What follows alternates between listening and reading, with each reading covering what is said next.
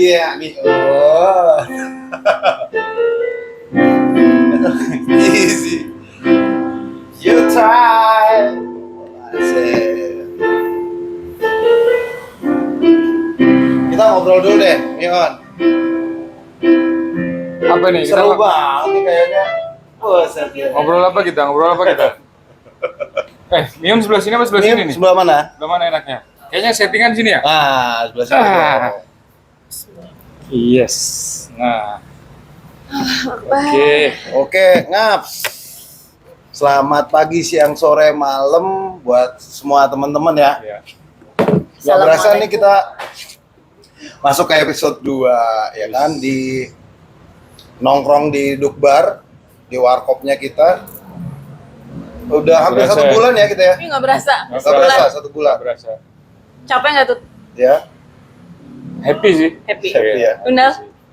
Gimana? Wah, happy terus capek tapi Ya. seneng sih Happy, karena senang. ketemu ininya ya, feel-nya ya. Gua kan nggak tiap malam di sini, kan kalian tiap malam di sini, terus antusias warga sekitar gimana sama Dukbar kita?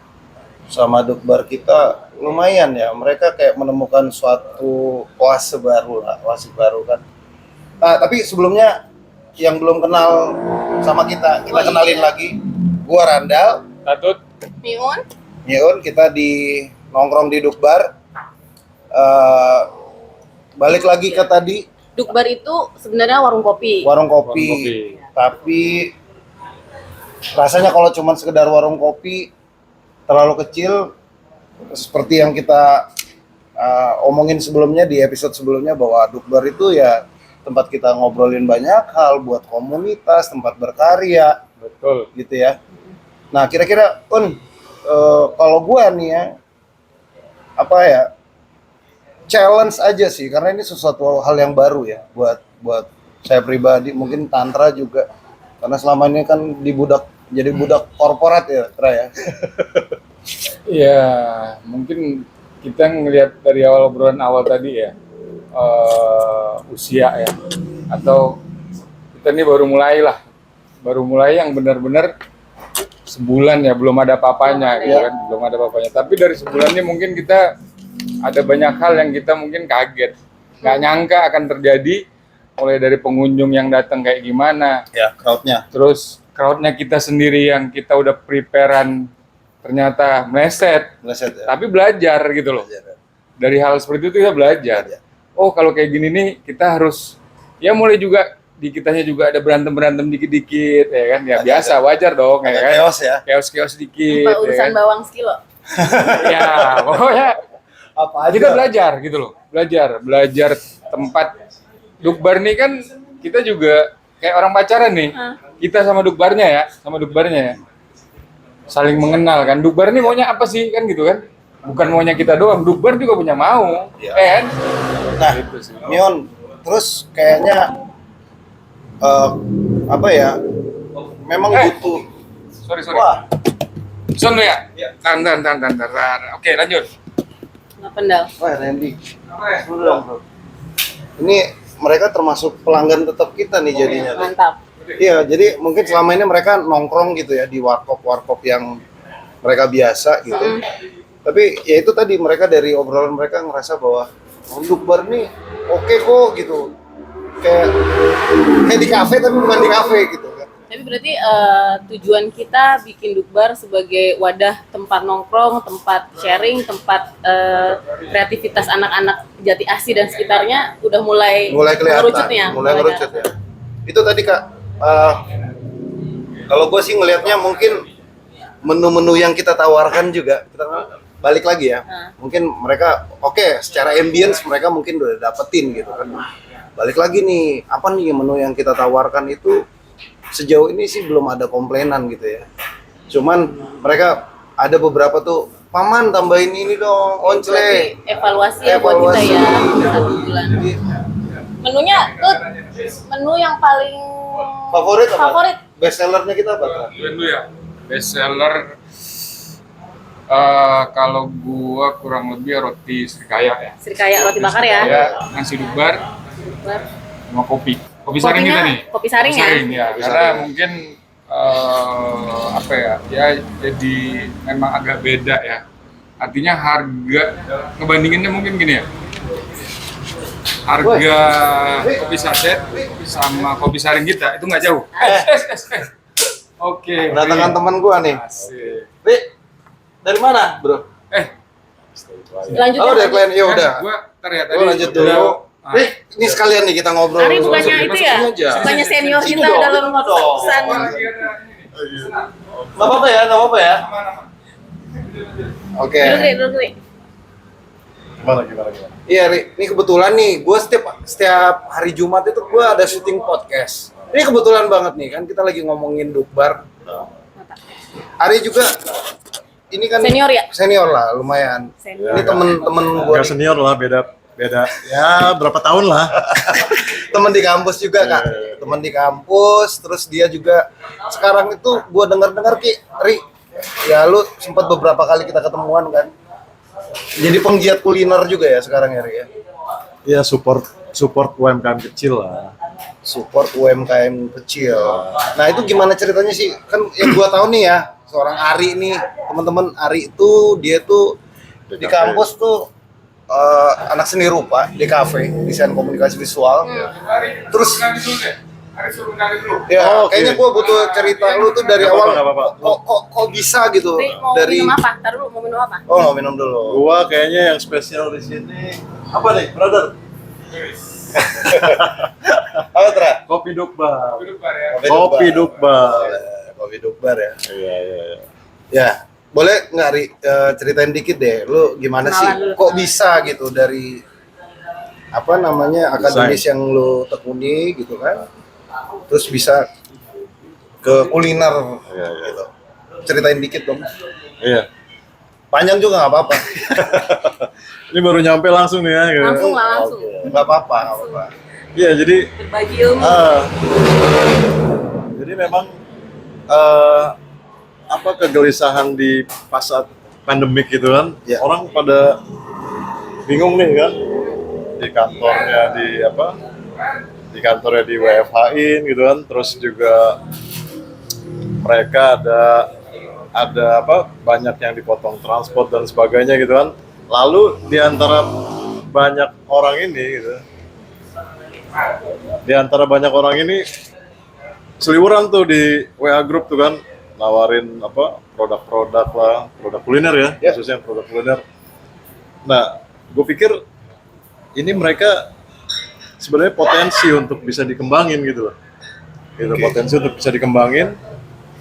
Sayang kalau produk itu tanda kutip masih telanjang gitu kan. Oke. Nah, berarti ada beban moral anak-anak desain ini untuk bisa mensupport mereka nih gitu, mewadahi paling nggak untuk bisa mengemas itu menjadi lebih baik gitu kan. Bukan berarti produk mereka itu nggak enak. Ya, Mungkin mereka jauh lebih enak dibanding yang major produk kan, yang udah produk massal dan sebagainya. Cuma memang tidak terkemas saja gitu kan.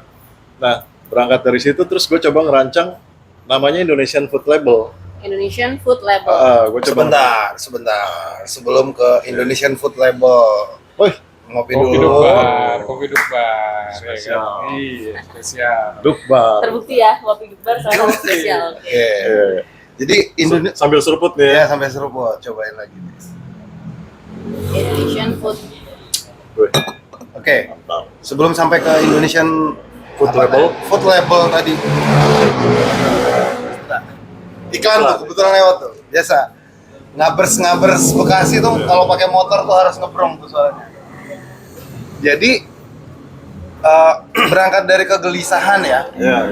Berangkat dari kegelisahan terus diterapkan melalui apa namanya? Eksplorasi desain untuk bisa Ya. membantu UMKM. Ya, minimal kita tinggal domisili di Bekasi ya, mereka lah kita angkat. Gitu. Nah, lanjut. Nah, akhirnya muncullah gagasan untuk membuat Indonesian Food Label. Oke. Supaya dari hal yang kecil harapannya bisa membesar tuh, meng-Indonesia tadinya gitu kan. Coba kita berangkat dari lokal aja dulu kan.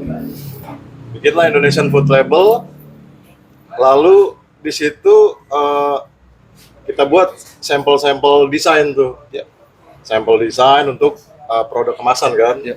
packaging produknya, terus labeling, logo si produk itu dan sebagainya. Nah, kita balik tuh dari yang mereka kirim di WA Group itu produk-produk kuliner gitu kan, yang tanda kutip produk itu masih telanjang, belum terkemas gitu kan. Nah, kita respon, kita balik, kita lempar tuh si Indonesian Food Label ini ke mereka gitu kan, Ya. supaya mereka bisa minimal bisa terupgrade gitu loh, si Sebentar. produk-produknya itu. Produk-produk mereka sendiri tuh produk-produk yang biasa kita temuin sehari-hari. Apa memang iya, ada kan sekarang itu banyak ya menu-menu baru yang mungkin kita waktu zaman kita dulu tuh belum pernah ada, terus jadi ada sekarang. Kayak contoh itu apa namanya, nugget-nuggetan kayak gitu kan zaman kita dulu nggak ada. Iya. Apa yang lu kelola, yang lu repackage ulang itu adalah produk yang memang local wisdom, local pride, terus lu branding ulang atau gimana nih? Natural aja ya. Artinya gini, mereka yang WFH ini di kantor-kantornya, mereka punya kemampuan membuat produk kuliner ini yang mereka bisa gitu. Iya. Nah, katakanlah seperti sambal gitu kan. Sambal yang di dalam botol kecil gitu kan. Tapi karena mereka ini orang rumahan atau orang kantor sebelumnya produknya produk rumahan, maka itu masih telanjang tuh. Ada susu kurma, ada lumpia dan sebagainya kayak gitu. Iya. Nah, akhirnya setelah di-share nih Indonesian Food Label ini, mereka tertarik kan untuk bisa mempercantik upgrading produknya gitu, menjadi punya pakaian kan. Tadinya kan telanjang nih produk-produk mereka nih. Nah, akhirnya respon itu feedback tuh ke kita tuh. Boleh dong dibantu nih atau dicoba nih yang produk kami nih, sambal kemasan atau susu kurma dan sebagainya kan. Nah, mulailah Indonesian Food Label itu membuat project samplingnya buat mereka nih. Jadilah kemasan labeling untuk sambal kemasan, terus susu kurma, terus yang tadi kita sebut gitu kan, terkemas, terdesain gitu, labelingnya, logo perusahaan, katakanlah logo perusahaannya atau logo produknya gitu kan. Sebentar, artinya mereka sebelum mereka berkenalan dengan Indonesian Food Label ini, ada nggak, maksudnya mereka merasakan sendiri bahwa sebelumnya penjualan mereka ada nggak peningkatan? Makanya Rata-rata mungkin secara grafiknya gimana kira-kira? Karena kalau gue bilang sih gini ya, kita mau menyicipi nih produk itu, pasti pertama kan yang dilihat dari mata ya, visual Iya, itu. iya. Kalau biasa aja males lah ya, kalau udah kelihatannya cantik, dikemas cantik, terus kayaknya meningkatkan nafsu makan gitu kan, atau daya belinya otomatis kan dia akan mau beli gitu otomatis. Berapa persen bisa banyak ya, nambah banyak mungkin ya. Ya, jadi setelah terdesain dan mereka punya perform produknya kan. Nah, kita cek nih dari permintaan pasarnya mereka kan. Dari data yang dikasih ke kita, yang tadinya pemesannya itu person by person gitu kan, entah itu teman kerjanya dan sebagainya, 1, 2 gitu kan. Biasanya kan orang gua karena gak enak ini temen gitu kan, gua beli dah 1 gitu kan, atau 2 dah gitu. Nah, setelah dia punya perform produk lewat packaging design, lewat labeling dan sebagainya, permintaan tuh meningkat tuh. Satu order itu 35 botol susu kurma, 35 atau 20 botol sambal kemasan. Artinya ada peningkatan ya? Iya, karena branding juga jalan. Ternyata itu yang beli itu bukan person lagi, tapi reseller. Nah, berarti kan ini udah dilihatnya, wah ini produk kayak di range market atau apa gitu kan, terkemas gitu kan. Nah, akhirnya itu berdampak buat penjualan mereka gitu. Nah, pertanyaan berikutnya gini, Ri.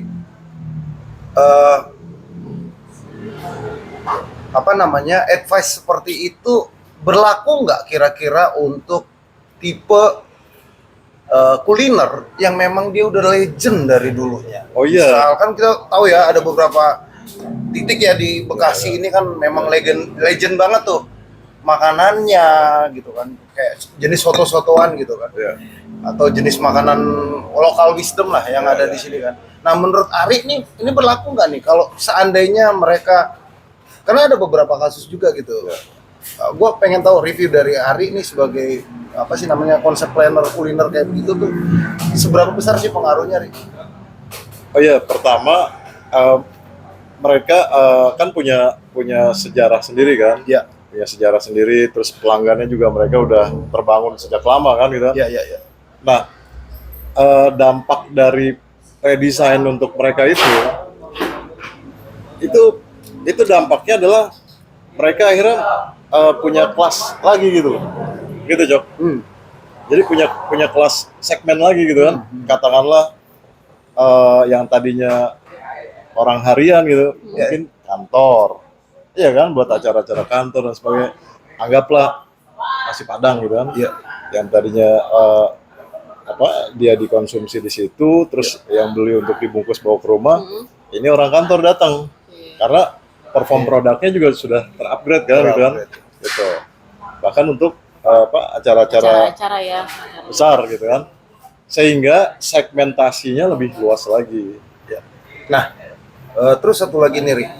Ada satu keresahan juga, karena yang gue perhatiin tuh ya, ada beberapa pelaku UMKM, terutama kuliner tuh, mereka kayak,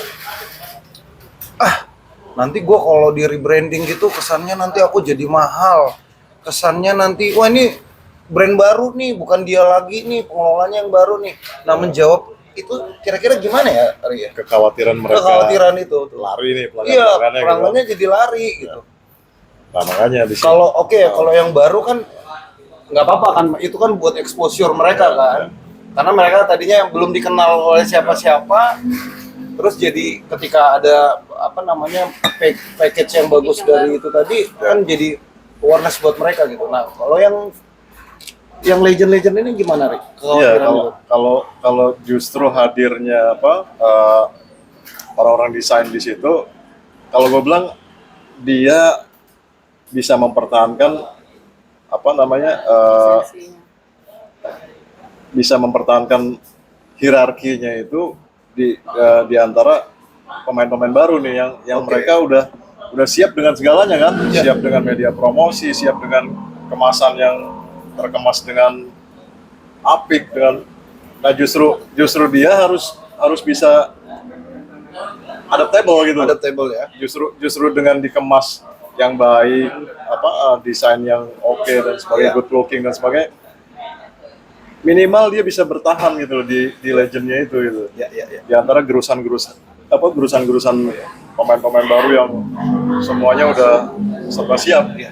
Artinya kekhawatiran mereka itu sebenarnya bisa dijawab seperti itu. Oh iya.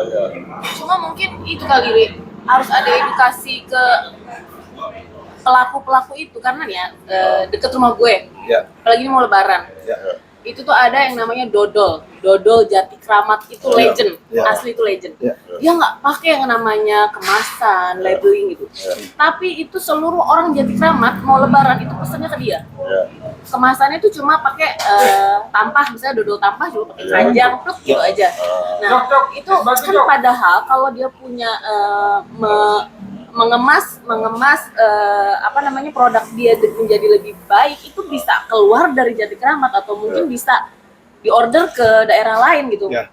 Perlu nggak sih edukasi kepada pelaku bisnis kalau pentingnya packaging yang lebih baik lah kayak gitu. Ya, jadi packaging produk ini kan sebenarnya banyak banget ya ininya, cara untuk memantaskannya, terus cara untuk tidak menghilangkan otentiknya mereka dan sebagainya gitu kan. Makanya ada kemasan-kemasan yang katakanlah ini susu rasa pisang namanya. Terus kita buat dia itu packagingnya walaupun modern, tapi masih nuansa pisangnya itu masih kental. Nah begitupun yang legend-legend tadi kan, dodol Jati Kramat dan sebagainya, dia tadinya di dalam keranjang dan sebagainya. Mungkin itu pun bisa jadi medium package-nya gitu loh. Ya.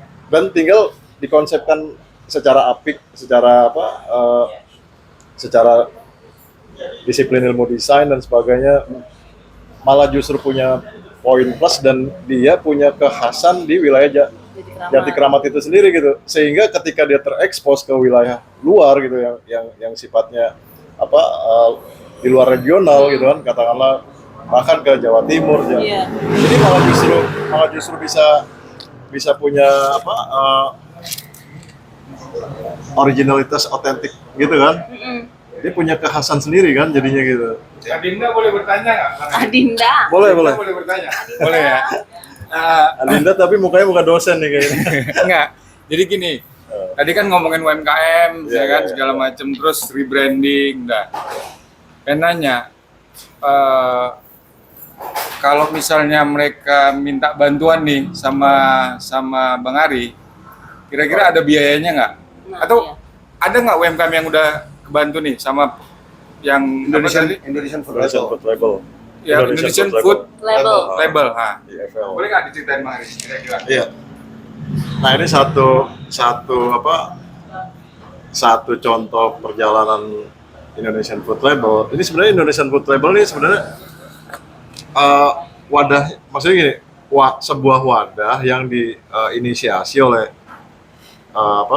seorang desain gitu kan, seorang desainer dengan kesadaran penuh untuk bisa mengangkat gitu kan, mengangkat produk-produk yang memang sebenarnya enak, sebenarnya berkualitas, cuma tidak tersentuh desain gitu kan, sehingga mungkin tanda kutip kurang menarik gitu kan. Padahal tadi yang saya omongin di awal itu, padahal mungkin dia lebih enak daripada yang udah beredar di pasar kan gitu kan. Nah, satu contoh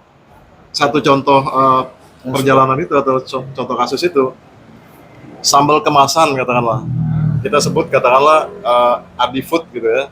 Nah, Adifood ataupun Anoki, susu kurma dan sebagainya gitu kan, dia ini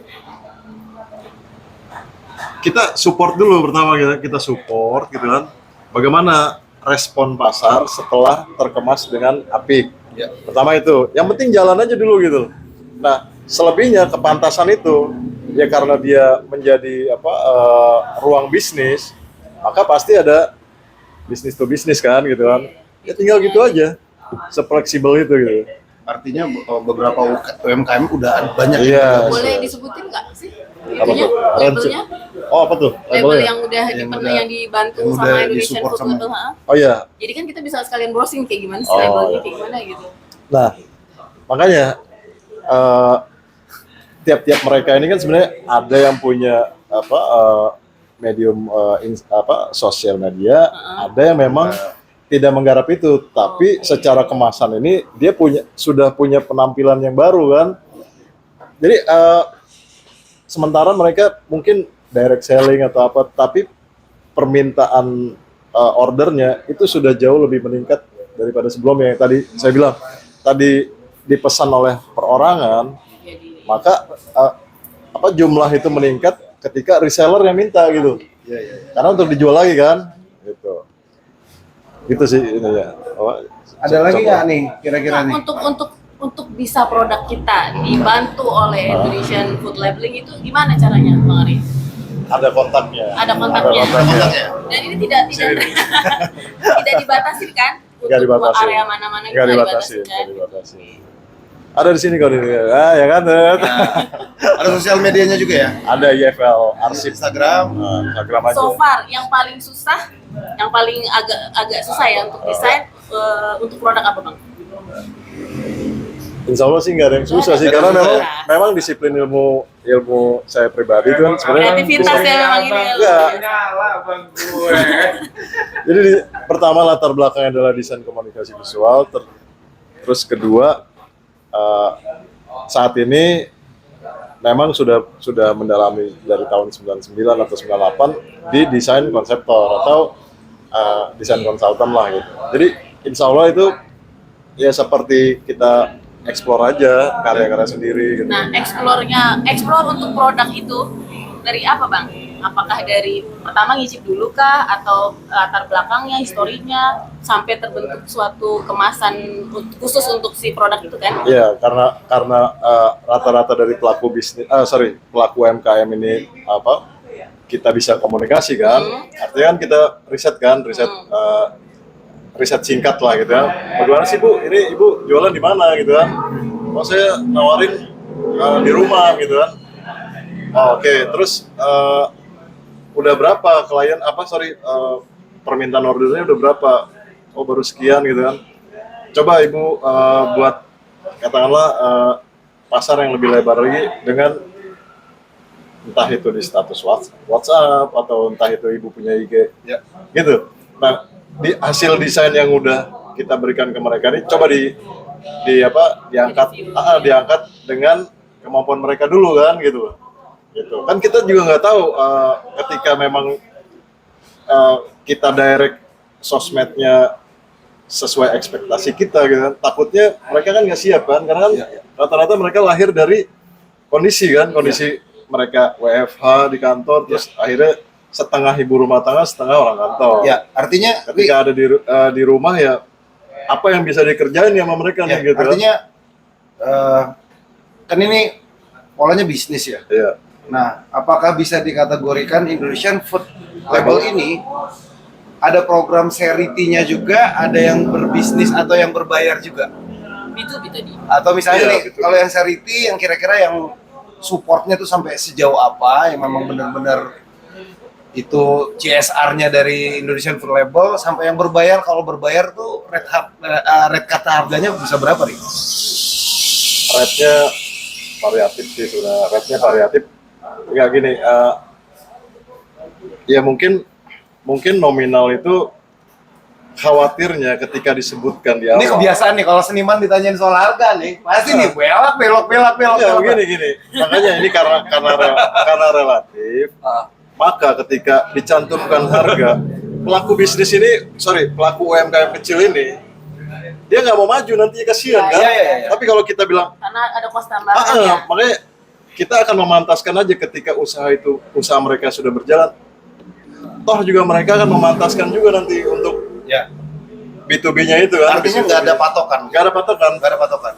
Variatif dan sangat relatif banget gitu. Berarti kalau lagi goyang berarti bisa free gitu ya. Iya, Lagi- bahkan kan kita juga bisa melihat kan kondisi tiap pelaku UMKM itu.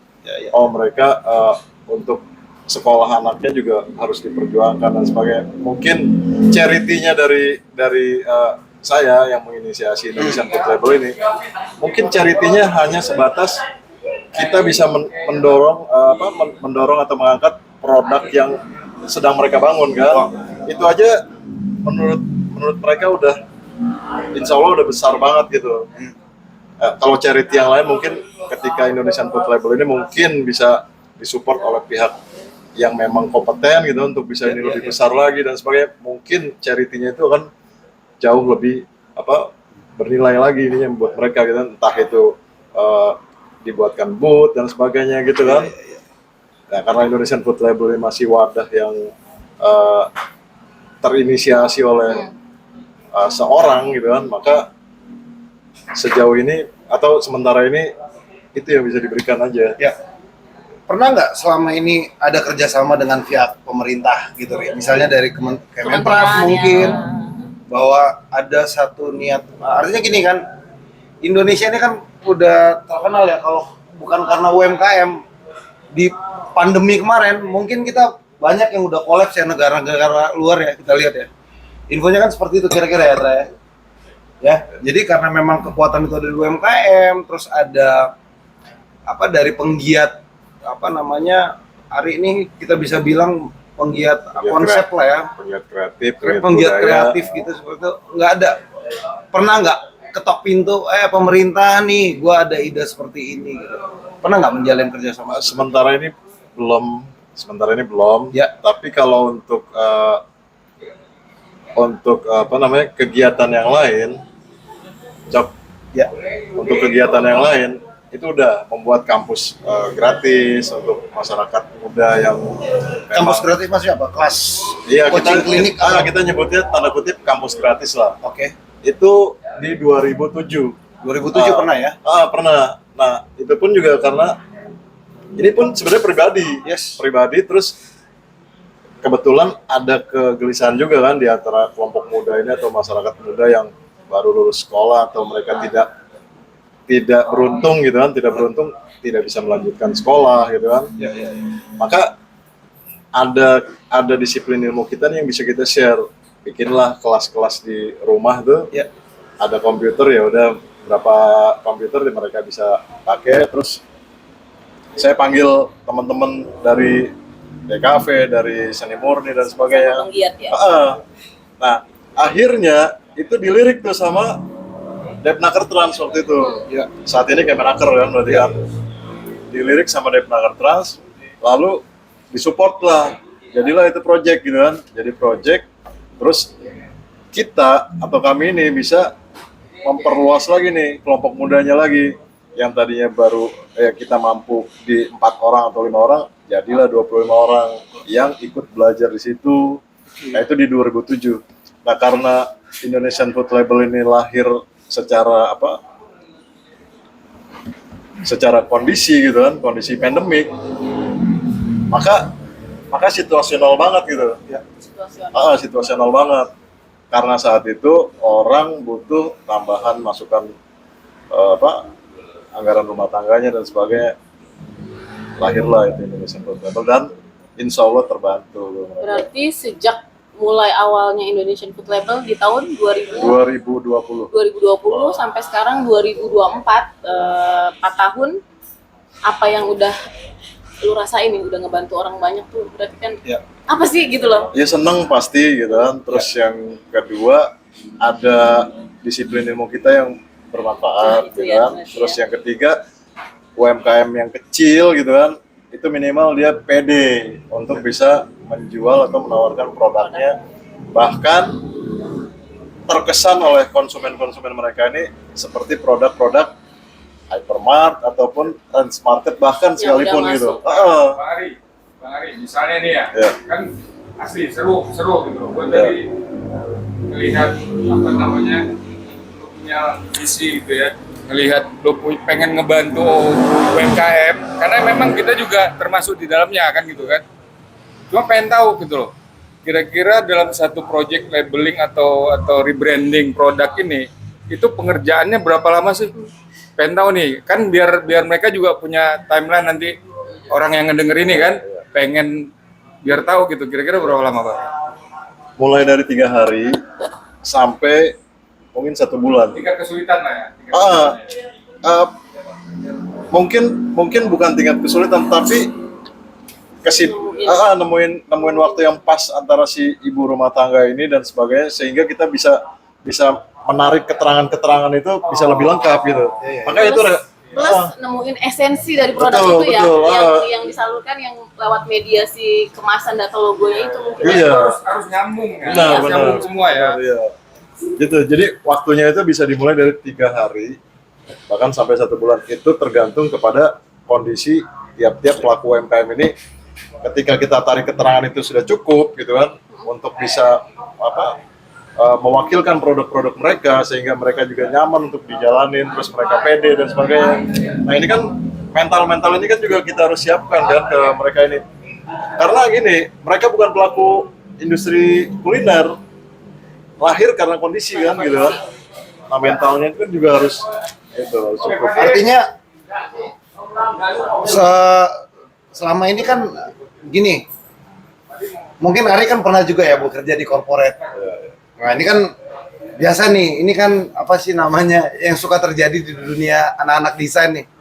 Kalau sama klien kan biasanya ada revisi-revisi. Nah kalau sama teman-teman UMKM ini mereka, aku nggak happy nih, revisi dong. Lu ada batasan nggak sih ke situ? Apa lu langsung nggak deh, lu ikut gua deh pasti oke, atau gimana sih? Enggak juga sih, makanya tadi arrange waktunya itu tergantung dari variabel waktu mereka juga kan. Pertama itu diantaranya adalah kenyamanan mereka untuk kita jembatani gitu kan, menjadi visual A, menjadi visual B.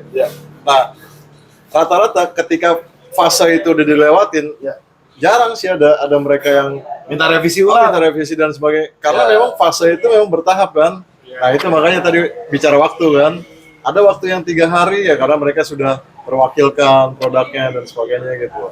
Sehingga menuju ke produksinya pun nggak banyak juga revisi dari mereka gitu. Karena banyak kan mungkin orang yang punya produk bagus, Ya. tapi tidak di label Tuh, atau tidak Masih di branding telanjang. dengan baik. produk telanjang. Iya, gitu. ya kan? Ya. Waduh, Bang Ari, ini kita banyak banget ya dapat masukan dari Bang Ari nih. Ya. Hari ini nih kita sudah 30 menit.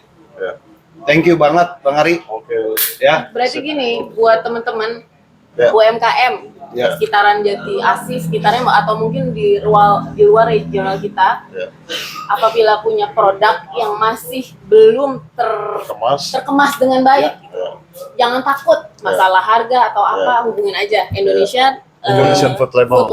IFL. Atau kalau mau nongkrong di Dukbar, Ah, nongkrong di Dukbar, duduk, kita pasti ngobrol bareng. ketemu ya kan? Duduk Ya. bareng, duduk bar. Nah, itu ya kan? Oke, Oke. support your local product. Oke. Oke, Thank you, Bang Ari. sampai ketemu di next episode kita berikutnya. Yes. Saya Randal. Saya Ari. Semiun. Atut. Yuk. Bye. Bye bye. 5, 4, 3, 2, 1.